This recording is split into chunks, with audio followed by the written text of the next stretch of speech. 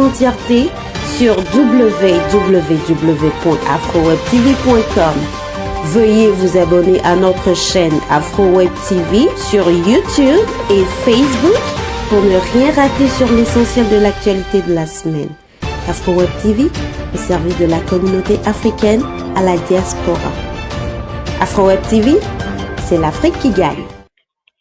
Bonjour, bonsoir à toutes et à tous et merci d'être avec nous. Moïse Agbengan pour vous servir dans cet entretien exclusif dans lequel nous recevons l'un des jeunes leaders tchadiens à la diaspora désormais.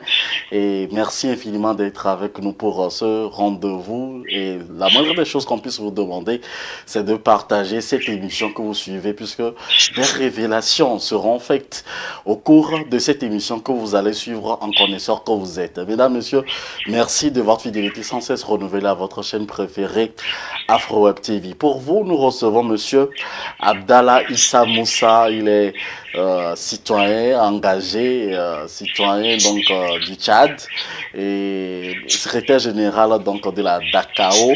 Il va nous expliquer en premier lieu c'est quoi la DACAO. Et bonjour frère, comment est-ce que tu vas? Bonjour Monsieur Moïse, c'est un plaisir d'être avec vous sur votre plateau. Merci pour l'opportunité une fois de plus. Nous sommes également très honorés de votre présence en ligne aujourd'hui. Nous vous recevons depuis le Canada, la diaspora aujourd'hui à sa voix aussi, donc du côté du Tchad et surtout en provenance du Canada où nous recevons. En premier lieu, avant d'aborder le sujet pour lequel nous vous invitons à réagir là-dessus, c'est quoi la DACAO? La DACAO, c'est la diaspora de l'Afrique centrale en Afrique de l'Ouest. C'est une association qui regroupe tous les ressortissants des pays de la zone CEMAC, qui a son siège à Lomé. Et nous menons des activités sur divers plans, sur le plan social, sur le plan de l'éducation, tant d'autres activités que la DACAO a déjà menées, particulièrement au Togo. Vraiment, merci d'être avec nous aujourd'hui pour cette émission spéciale que nous réalisons avec votre collaboration. Vous n'êtes pas sans savoir aujourd'hui, chers amis téléspectateurs, qu'au Tchad, les campagnes se poursuivent et donc le 6 mai, tous les Tchadiens seront aux urnes pour choisir celui qui aura la lourde responsabilité pour représenter et prendre des grandes décisions pour le compte du Tchad dans les 5 années qui vont suivre. Aujourd'hui, on voit aussi donc Sucé Masra, Premier ministre du Tchad, qui se présente aux élections présidentielles avec son parti, les transformateurs, et avec le président aussi de son côté qui continue les campagnes pour ces élections à venir. Alors, Monsieur Abdallah Issa Moussa, quelle analyse faites-vous donc de la situation actuelle aujourd'hui sur votre pays, le Tchad? Tout d'abord, il convient de situer les choses dans leur contexte. Le 6 mai, le Tchad élira un nouveau président après avoir été dirigé pendant de 3 ans par une junte militaire. Nombreux sont ceux qui doutent de cette élection qui semble déjà gagnée d'avance par un camp. Il faudrait aussi rappeler les conditions dans lesquelles cette élection est organisée. En février dernier midi, à savoir Mamad Idriss Déby Itno, a annoncé à la surprise générale que les élections présidentielles se tiendraient le 6 mai, soit plusieurs mois plus tôt que prévu. Un jour plus tard, le politicien, en la personne de Yaya Dillo, le principal opposant de Déby et président du Parti socialiste tchadien, a été abattu au sein de son siège. Des experts médicaux nous laissent comprendre que ce dernier a été assassiné à bout portant. Voilà les contextes dans lesquels les élections présidentielles sont en dépit des graves manquements que vit le peuple tchadien, à savoir le manque d'eau, le manque d'éducation, le manque de courant, un délestage qui dure déjà plus d'1 mois au Tchad dans certaines régions, principalement dans la capitale tchadienne, où des Tchadiens vivent depuis plus d'1 mois sans électricité. Donc Alors, voilà en quelque sorte le décor planté. Voilà les conditions vers lesquelles les élections vont se tenir. bien avant donc d'arriver aux conditions dans lesquelles les conditions vont se tenir, récemment nous avons su voir l'opposant qui est aujourd'hui donc aux élections, Succès Masra, qui a conclu un accord avec le président Idriss Itno. Dites-nous, est-ce que vous connaissez les termes donc de cet accord? À qui profite donc cet accord? Puisque dans certaines interviews, on a vu déjà l'homme Succès Masra dire que c'est pour l'avenir donc du peuple, et aussi si c'était donc le cas de Mandela, il aurait pu donc sauver le peuple. Qu'en dites-vous? L'accord reste vraiment à éclaircir parce que les dessous de cet accord sont nombreux. Certes, il y a eu un accord, le fameux accord de Kinshasa, qui a permis à ce dernier son retour d'exil et d'occuper ce poste de Premier ministre. Donc, certainement qu'il y a anguille sur rouge, il y a beaucoup de choses à déterminer dans cet accord qui lie le président du parti Les Transformateurs, le docteur Succès Masra, et l'actuel président du Tchad en la personne de Mamad Idriss Itno. Donc, cet accord semble flou pour certains Tchadiens. Pourquoi? Parce que les conditions dans lesquelles l'accord a été signé à Kinshasa restent à désirer, parce que le parti Les Transformateurs n'a pas, les membres de ce parti n'ont pas été consultés avant la signature de cet accord. Le contenu exact qu'on nous laisse croire porte sujet à discussion. Pourquoi? Parce que dans cet accord, il y a l'amnistie entre griffes qui découle, ce qui couvre déjà les bourreaux, pendant que les victimes du massacre du 20 octobre 2023 réclament justice. Donc, cet accord certainement avantage Succès Masra parce que actuellement il occupe, grâce à cet accord, le poste de Premier ministre de transition au Tchad. Et cet accord aussi a facilité sa démarche vers les élections présidentielles, puisqu'il est l'un des favoris actuellement au Tchad, avec son fameux frère entre griffes, Idriss Mamad Kaka, Idriss Déby Itno, et avec qui ce dernier prétend être un copilote pour diriger l'avenir du Tchad. Oui, tout à l'heure, on va aborder également donc le cas d'Idriss et Déby Itno. Mais pour l'heure, je voudrais vous demander, Succès Masra dansait dire, pour se présenter, disait donc au peuple de mettre fin donc aux 60 ans de règne de ce régime d'Idriss, de la famille Idriss, disons-le comme cela, et de lui donner la chance. Et il donc sollicite les suffrages donc du peuple à lui donner la chance pour les 5 années qui vont venir. Qu'en pensez-vous? Succès Masra a assez d'opportunités pour mettre fin à cette dynastie de Déby. Malheureusement, ce dernier a décidé de s'allier, donc il ne pourra rien faire. Pourquoi? Parce que il se trouve mêlé face à la destinée du peuple. Du coup, Succès Masra est complice de la misère du peuple tchadien. Donc, Succès Masra se démarque de ses dires, Succès Masra se démarque de sa politique, malheureusement, pour les peuples tchadiens qui n'ont que leurs yeux ou leurs larmes pour constater ces dégâts, ils ne peuvent que pleurer, malheureusement.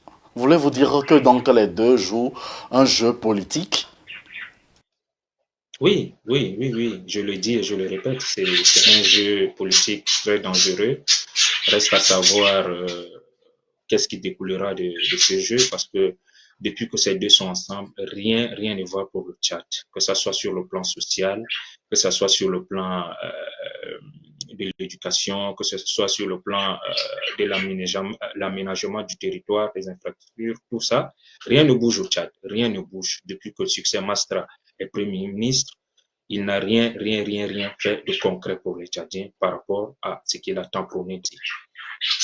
Nous sommes en live sur AfroWeb TV, chers amis téléspectateurs, avec M. Abdallah Issa Moussa, analyste politique et jeune leader tchadien résident au Canada.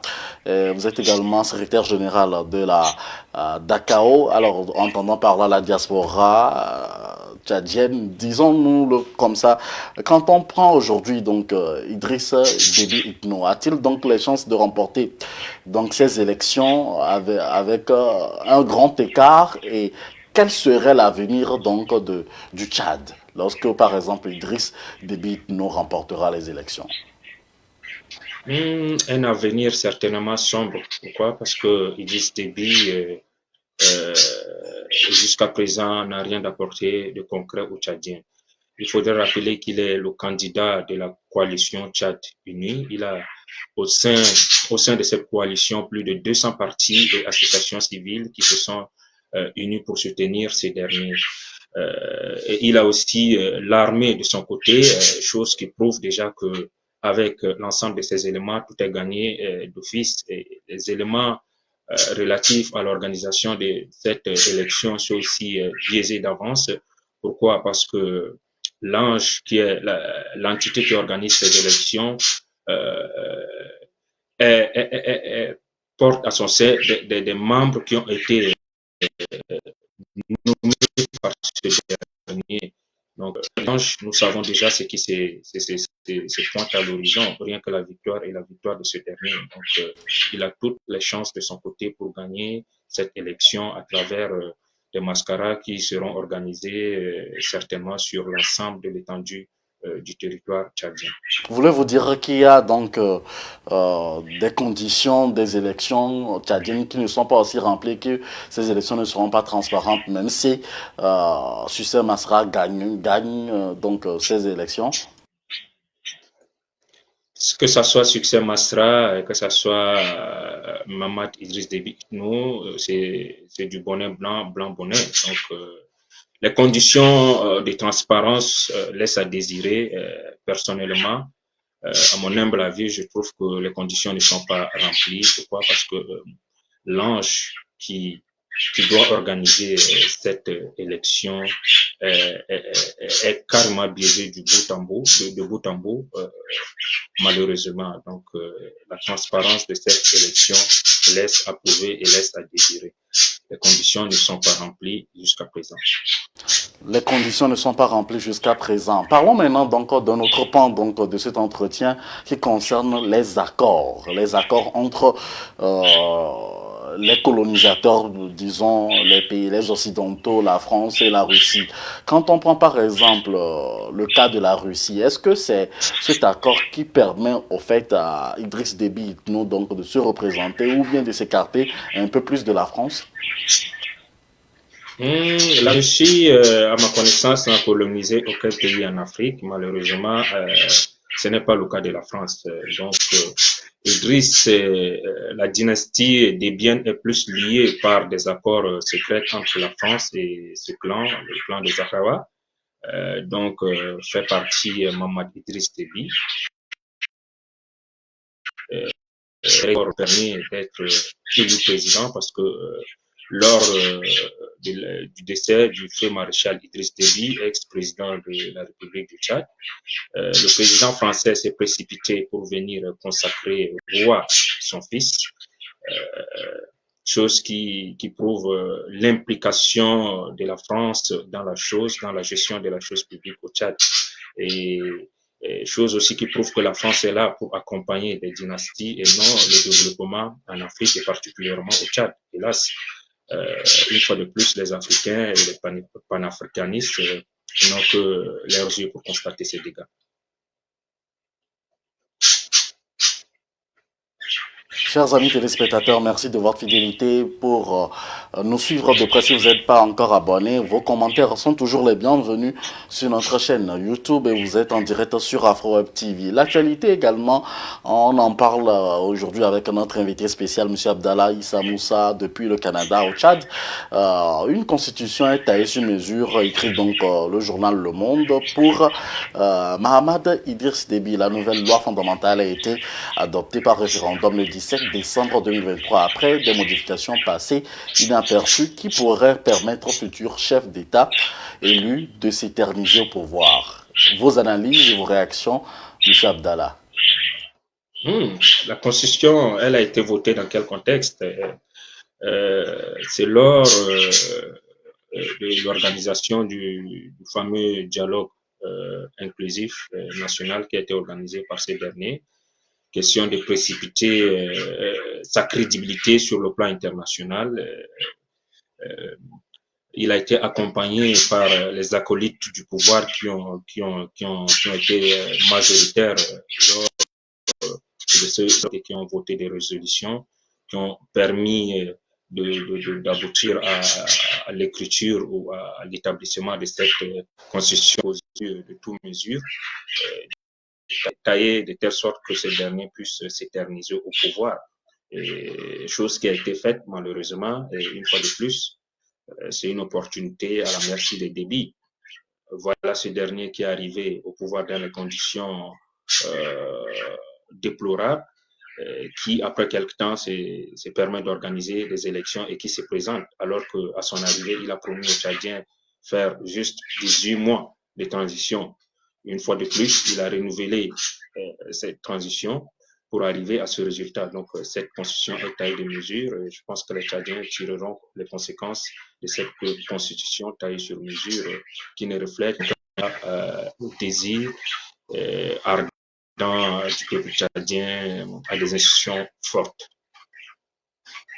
Lors d'une interview sur RFI et France 24, le président Mohamed Idriss Déby Itno a dit qu'il entretient toujours donc des relations avec la France, mais dans un cas de mesure, certains journaux écrivent qu'il se méfie de la France.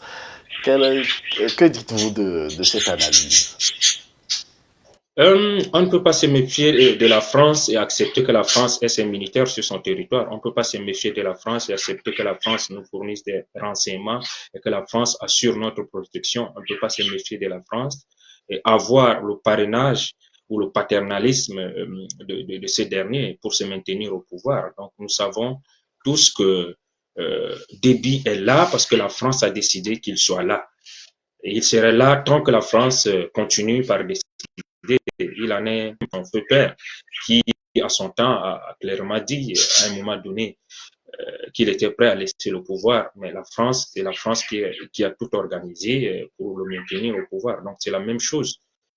La France, de la France en Afrique, elle est connue de tous. Ce n'est un secret pour personne. Certains disent également qu'il garde en mémoire ces journées de février 2008 où il était enfermé avec son père dans le palais assiégé par les rebelles quand le président Nicolas Sarkozy avait littéralement lâché le maréchal lui proposant donc de l'exfiltrer, de l'envoyer en exil tout en discutant avec ses ennemis. Autre épisode plus récent donc encore, Emmanuel Macron lui a demandé à plusieurs reprises de faire figurer noir sur blanc dans la charte de la transition l'interdiction pour lui d'être candidat à l'élection présidentielle. Malheureusement, nous constatons que c'est le contraire. C'est comme si c'est un feu vert donné par la France. La France dit autre chose et sur le terrain, c'est autre chose qui se fait. Malgré ça, la France accompagne. Normalement, quand la France décrit certains pays comme le Burkina Faso, le Mali, elle doit être capable de porter les mêmes revendications vis-à-vis du peuple tchadien et d'une manière forte à travers des actes. Malheureusement, c'est la France qui accompagne cette dynastie, ce jeune pouvoir à se maintenir jusqu'à nos jours. Donc, tout est fait. Ce qu'on dit à voix haute est différent de ce qu'on fait. Donc, voilà, c'est le secret des palais qui sont connus de tous qui deviennent un secret de polichinelle, malheureusement. Donc, c'est triste, cette politique de la France de deux poids, deux mesures, que les Tchadiens ne cessent de dénoncer.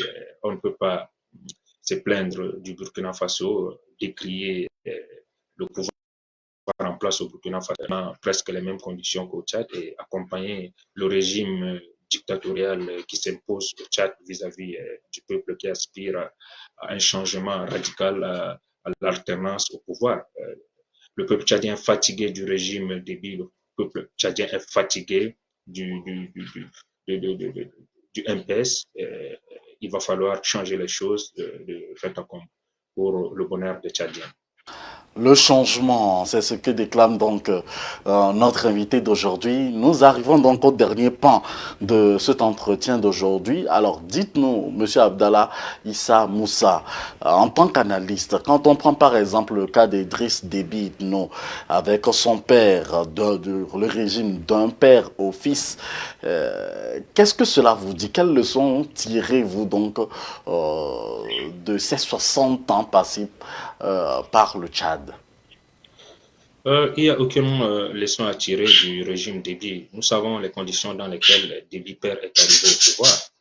Et nous savons aussi les conditions dans lesquelles son fils a pris le pouvoir. Donc, malheureusement, il n'y a rien de positif à apprendre de, de ce changement entre griffes du pouvoir, parce que c'est une suite logique d'une dynastie qui tend à s'éterniser au pouvoir, qui n'a aucun programme de développement de la société tchadienne. Hélas, nous déplorons cela.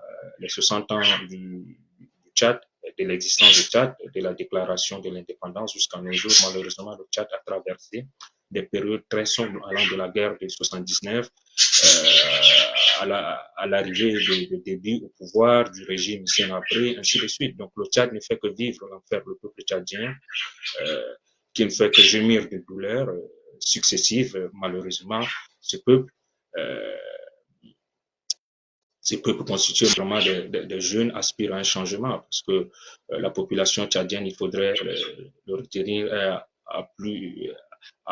constitué à plus de 80% de jeunes. Ces jeunes nés après les années 90, j'allais dire, aspirent à un changement. Ils veulent quelque chose de nouveau. Ils veulent découvrir ce qu'on appelle l'alternance politique, le respect de la souveraineté du Tchad vis-à-vis de la France, le développement du Tchad sur le plan sociétal. Qu'est-ce que les pouvoirs en place ou bien quelqu'un de nouveau viendra proposer à ces jeunes afin de répondre à leurs aspirations légitimes? Alors, le Tchad, si par exemple Idriss Déby Itno remportait encore une fois les élections, qu'attendre donc? Et y a-t-il de l'espoir pour un jeune Tchadien lambda qui, par exemple, vit en ce moment au Tchad, ou sinon, par exemple, le Succès Masra gagnait les élections? À quoi s'attendre véritablement de la part donc de ces deux, ou de la part donc de ces deux, si par exemple l'un d'entre eux gagnait les élections, puisqu'on se place aujourd'hui à la place donc d'un citoyen lambda, un citoyen tchadien lambda qui vit nécessairement au Tchad? Ces deux, jusqu'à preuve du contraire, n'ont aucun programme de société pour le Tchad, malheureusement. Nous avons suivi les campagnes. Ils ne proposent rien de concret à part amuser la galerie. Donc, Mamad Fatah Idriss Déby, lors de sa campagne dans les différentes régions du Tchad, il n'a rien proposé de concret. Au lieu de parler des besoins du peuple en la matière, il avance plutôt des discours creux. Il parle des choses qui font endormir le peuple, alors que le peuple réclame justice, le peuple réclame égalité, le peuple réclame assez de moyens pour développer le Tchad sur l'ensemble des plans. Nous ne retrouvons pas ça dans le plan de société que normalement. Mais le président Déby Itno brandissait carrément lors des campagnes un projet à la main qui proposait aux populations lors des campagnes électorales. Non. Il a eu tout le temps de le faire. Qu'est-ce qu'il a comme résultat depuis qu'il est au pouvoir, depuis les 3 ans de la prise du pouvoir par le gens? Qu'est-ce qu'ils ont fait? Nous retrouvons plutôt le Tchad assombri de délestage à l'infini dans la plupart du Tchad. Qu'est-ce qu'il a fait? Sur le plan de l'éducation, les écoles sont fermées, les enseignants sont en grève. Qu'est-ce qu'il a été fait? Sur le plan de la santé, rien. On ne retrouve pas le minimum pour soigner les Tchadiens. Les Tchadiens sont obligés d'aller de se retrouver au Cameroun pour se soigner. Donc, c'est très triste. C'est là où les Tchadiens attendent ces deux candidats. Mais malheureusement, jusqu'à preuve du contraire, rien de concret, rien de pragmatique sur ce plan à travers les différentes campagnes, les différentes sorties des uns et des autres. Rien que des promesses fallacieuses qui vont une fois de plus endormir le peuple tchadien. Nous voulons du concret, c'est ce que le peuple tchadien veut. Le peuple tchadien veut du concret. Nous sommes à la fin de cet entretien exclusif avec M. Abdallah Issa Moussa depuis le Canada. Vous êtes analyste politique. Quel est votre mot de fin pour clôturer cet entretien? Mon mot de fin, c'est d'abord, je tiens à vous remercier une fois de plus pour cette opportunité et puis envoyer des ondes positives au peuple tchadien qui aura certainement traversé des moments de trouble, parce que nous connaissons toujours ce qui va avec les élections en Afrique. Il va falloir être fort, être apaisé, être serein pour que le peuple puisse décider de la suite à donner à la gestion de la chose publique. Certes, nous savons que les élections sont truquées d'avance, mais le peuple demeure souverain, le peuple a le dernier mot parce que au moment opportun, le peuple saura sanctionner l'ensemble de ces candidats qui ne reflètent en aucun cas le désir ardent de l'alternance, le désir ardent d'un changement de pouvoir, le désir ardent d'un développement. Donc, c'est en quelque sorte mon mot de fin, mes encouragements pour l'ensemble des citoyens tchadiens qui iront voter afin qu'ils puissent faire le choix judicieux. Le choix judicieux, c'est de s'abstenir de voter l'ensemble des candidats. Pourquoi? Parce qu'ils ne reflètent en aucun cas le peuple. Merci infiniment à tous et à chacun de vous de nous avoir suivis pour ce numéro. Monsieur Abdallah Issa Moussa était notre invité, analyste politique, secrétaire général de la DACAO et puis l'un des leaders résidents au niveau donc du Canada. Et bien de choses à toute la jeunesse tchadienne, à la diaspora. Toutes nos portes sont ouvertes à toutes les nationalités confondues et qui résident du coup à la diaspora. Et merci de nous faire confiance. Vous êtes sur la meilleure chaîne de la diaspora africaine. On se retrouve pour un autre numéro avec le même plaisir. Voulez-vous sponsoriser l'une de nos émissions sur AfroWeb TV ou contribuer à l'évolution de la chaîne de la diaspora africaine AfroWeb TV? Contactez-nous sur le +1 319 462 89 79 ou sur le www.afrowebtv.com. Merci de soutenir votre chaîne AfroWeb TV par Cash App ou par Zelle sur le +1 319 462 89 79 ou par PayPal sur AfroWeb TV 2020.